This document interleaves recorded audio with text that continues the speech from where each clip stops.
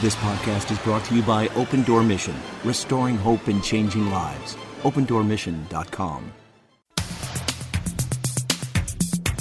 Ladies and gentlemen, don't look now, but here comes another edition of the Wise Home Energy Show on the Voice of Liberty, WYSL and WLEA. Pure energy.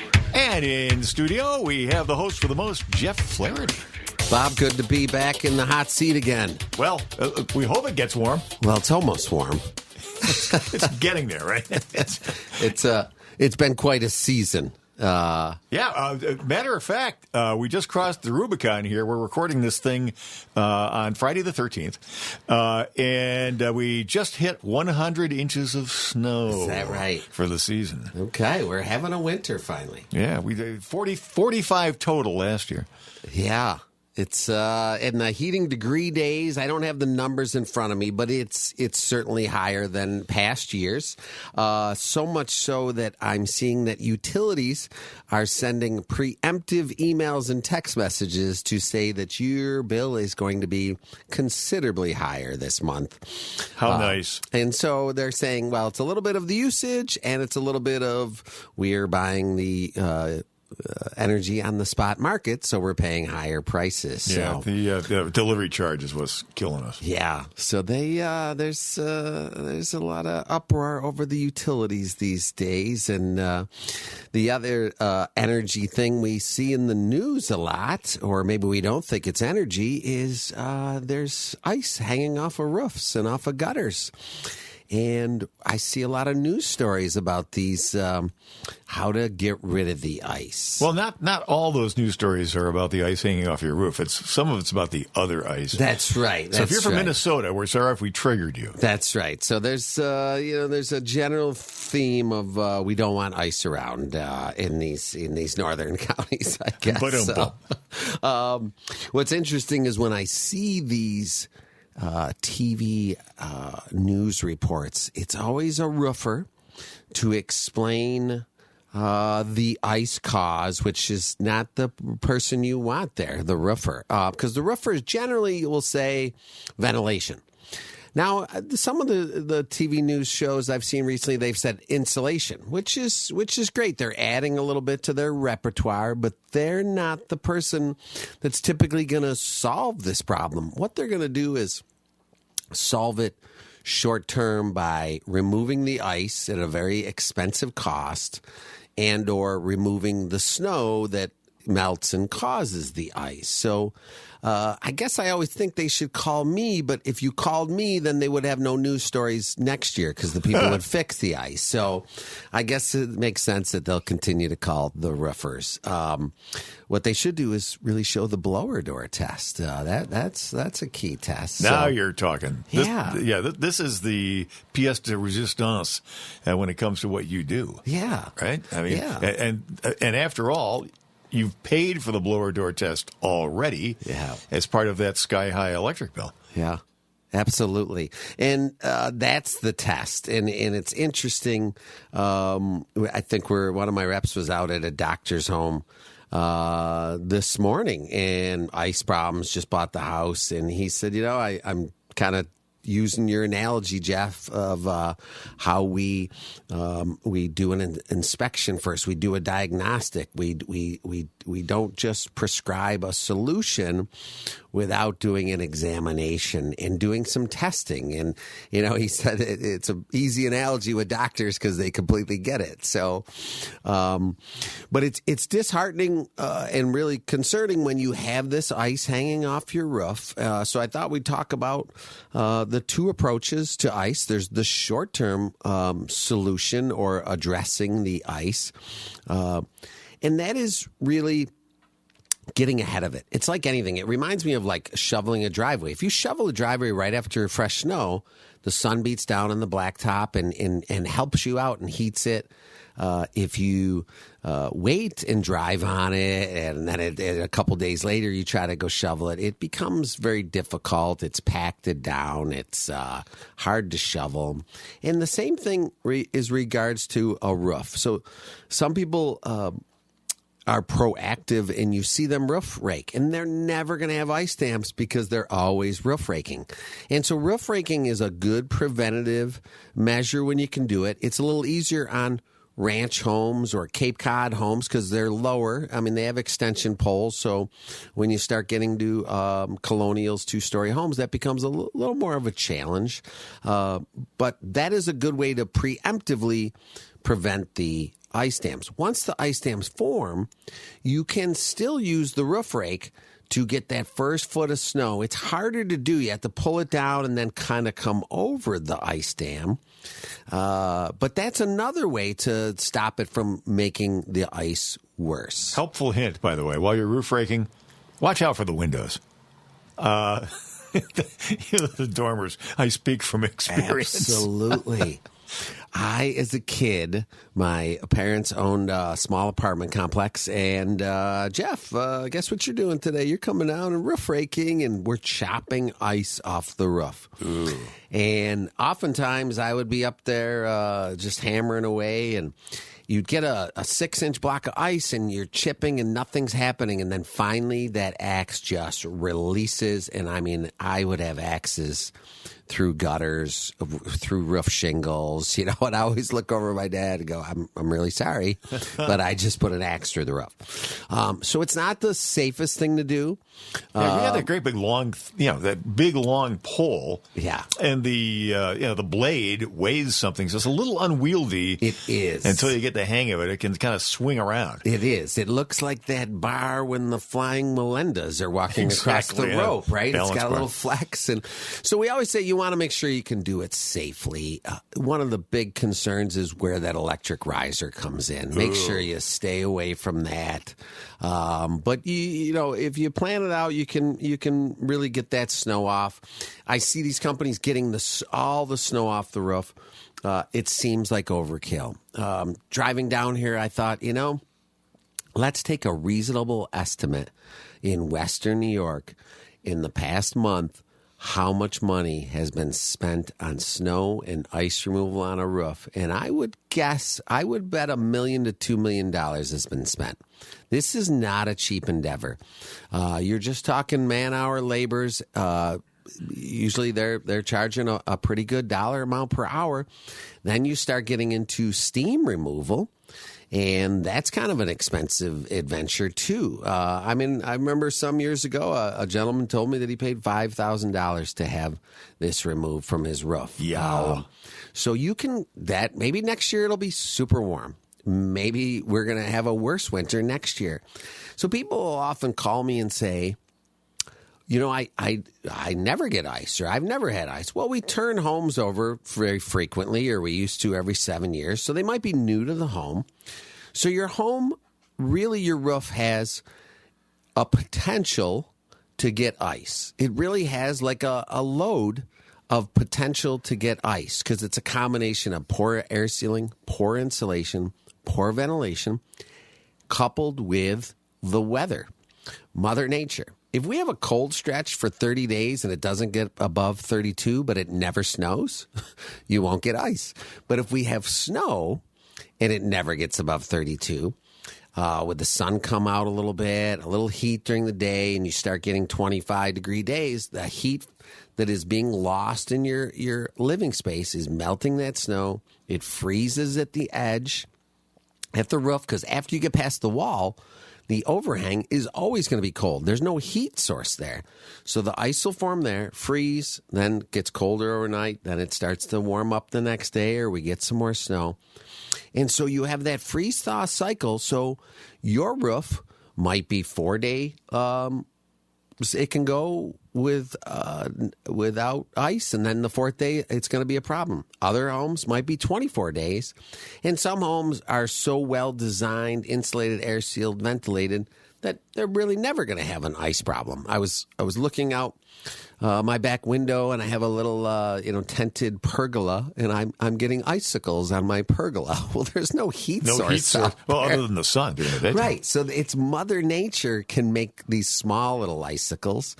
And so we're looking at what the heat loss is that is making the ice dams. And we'll get a few calls once in a while of homes we've done, and we go back and say, if we didn't contract what we were to do to stop the heat loss, we'll fix that. But other times we'll say, you may need more ventilation. The structure doesn't provide a remediation plan because of the components that are built in the home or the structure of the home.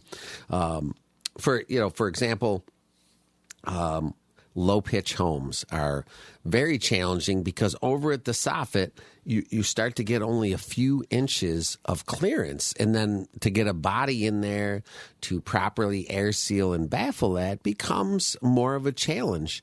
Clients that choose not to remove insulation so that we can properly air seal it and then properly re-insulate it, have the baffles work up to an exhaust ventilation plan. So each home's different in that regards, but we use that blower door test and that energy audit to properly diagnose the leakage in the home. So we diagnose the leakage in the home, but we can also diagnose how much is leaking between that ceiling of that upper floor and that attic space. And we prove that. And we show that. So if that blower door is $2,500 and then we go air seal and insulate and that blower door comes down to $1,600 and the bulk of that air leakage came out of the attic, we know that that home is going to be improved. We may need to add more ventilation in the future, but generally speaking, that system will work real well. And it works real well on traditional ranches, colonials that have the ability to have soffit vents up to ridge vents or box vents. When you start getting into trickier homes, third floors of city four squares that the third floor was never designed to be finished, people finish it with good old roll fiberglass and particle board or whatever they can find, and those become difficult to fix. We always tell people, don't finish that attic without a concrete plan of being almost perfect, because it's hard to remediate after the fact once you put it up. It's a steep pitch, so harder to work on. And it's the drywall's up. It's kind of, I've got my I insulated it. People are always looking at me saying, I insulated it. I paid somebody to insulate it. It was insulated. Well, we say, is it performing? So, and that's the problem with insulation is if it's not spray foam or a well-sealed cavity with drywall and caulk, the insulation will not perform properly. So air sealing and insulation tend to be different things, with the exception of spray foam will tend to do both. And so you can't always use spray foam in every instance, but so people call up and I want it in my walls. Well, that might not be an option unless the wall is open. But so other areas that are problematic is ductwork in attics, because ductwork leaks. And so you want to seal that because it's under pressure. It's like putting your thumb over a garden hose. That air is going to leak out and melt your snow. Things like skylights are tricky because you've taken a perfectly good ceiling and you put in this wonderful little glass, but now it's losing heat not only through the glass but through the 4 sidewalls. And usually we can treat the 3 walls, but the one toward the gutter, we can't get behind there. We can't treat it. So we give percentages of this will be improved. We expect it to be improved 70 to 80%, because that feature is just not a good feature, but people like the light. And I always joke that they like the light so much that they want the snow to melt off the glass, right? So they want to look up and see. So you're intending to have that snow melt off that glass. You're almost wanting. I want to see the sky. That's why I have Exactly. So it's interesting to me. I drive around and take pictures of ice, and it's just some of it is when you start seeing some of it with brown in it. Those are the wood tannins coming out. That means that water is in your structure and now has melted and come out and formed an ice dam or icicle off your roof. That is a problem. And we have that challenge is people call and want us to fix it, and you don't want to fix it while it's happening because there's generally water in the space. If it's that big of a concern, if you have water coming in, drill a hole, let it out. You really just have to wait it out and get the snow off your roof. Yeah, fiberglass bats up there. That'll absorb. It'll absorb That it. could just be sitting up there soaking wet. Yeah, so people want us to come out and fix it next week, and it's just not feasible. We need to let it dry out. So there's that clientele that wants it fixed last week, and then inevitably in a month, this is all going to be gone. The birds are going to come out. The buds will be on the trees, and it's out of sight, out of mind. And then what'll happen is December 1st, it'll start snowing again. And people will call up and say, I need this fixed next week. I remember 9 months ago I had ice. That's not the time to do it. Between March and October 1st is a good time to really start planning if you don't want this to happen again. So fascia boards falling off, gutters falling off, worst case, the water coming in. Sometimes we don't see the water coming in. We see the paint bubbling. So the water's already in there. It's already degraded that drywall. And what'll happen sometimes is it'll dry out.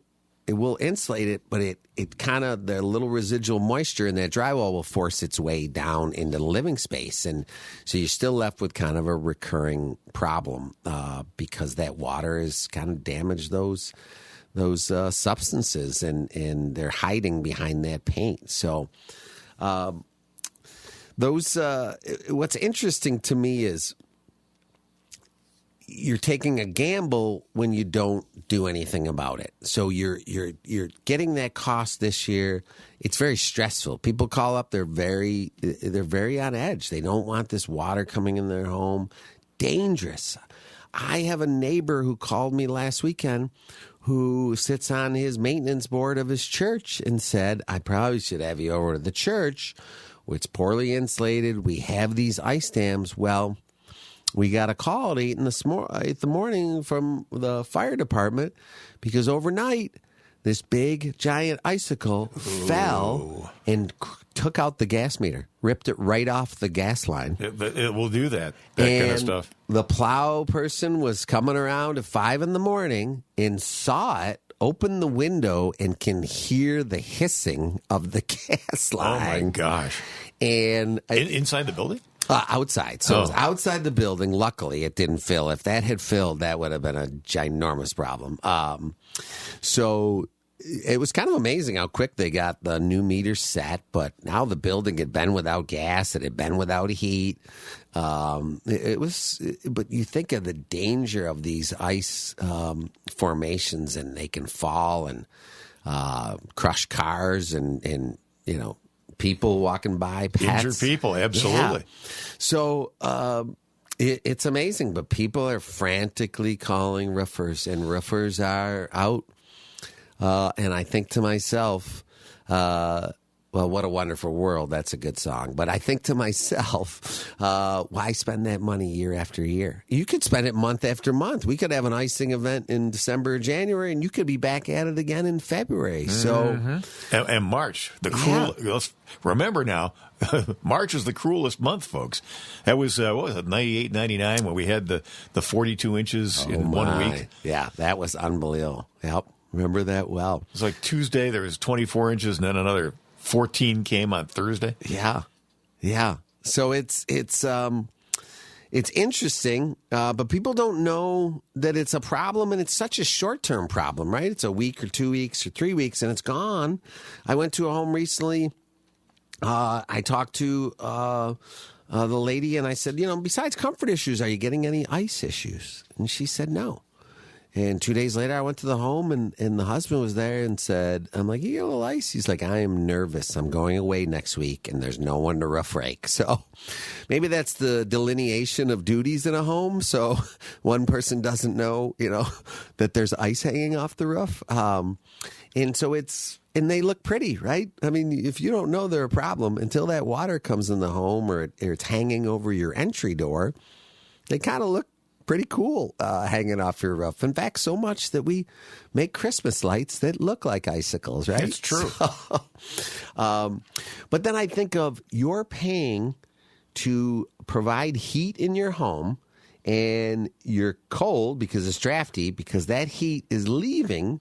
It's going up to your roof, and it's melting that snow. So you're paying to make that ice. You're paying to potentially create damage on your home year after year. That's not a worthwhile investment. So New York State has the energy audit. We're paying for it. There's numerous fees on our bill. It's hard to differentiate which ones aren't taxes, and maybe some of it provides some fuel to our home. But one charge is called the systems benefit charge, and you pay into this fund, and everybody is eligible to get an energy audit. So not all energy audits are the same. People have different skill levels, and our system is we come out to the home.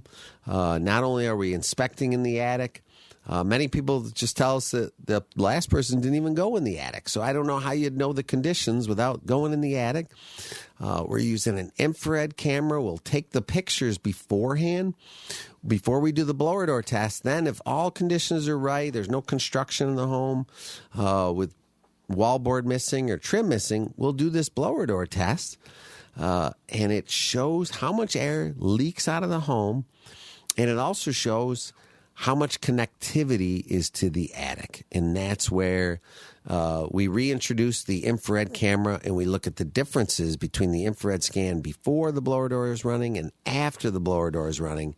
So the blower door is taking air through all the natural leakage points and pushing it out the front door. And it lights up. It shows us where that air is coming. You can feel it. You can walk around and open doors and feel the air. And that's just energy loss. And you're paying for that year after year. So we're getting lots of calls with the high energy bills. And that's because the rates per therm or per kilowatt hour are going up. And it's temperature related because it's colder this winter. So we're using more. But it's also related to how well air-sealed your home is, how well insulated your home is, and then the efficiency and proper sizing of your heating and cooling system. So all that's part of the assessment. It's a non-sales pressure type visit because we're coming out to the home. We're spending a couple hours climbing in the attics. I love the statement. I've lived here 20 years. I've never been up there. So at the very least, you get somebody to go take a look at your attic, and people make jokes of what you'll find. We haven't found anything good, to be honest with you. But haven't found Jimmy Hoffa. No, we've looked, but there's nothing good that we found so far. But that's really a service that you've already paid for. And you can get a couple per year. It used to be you could only get one. Now they have a system. You register the name and address, and you can get 2 per year.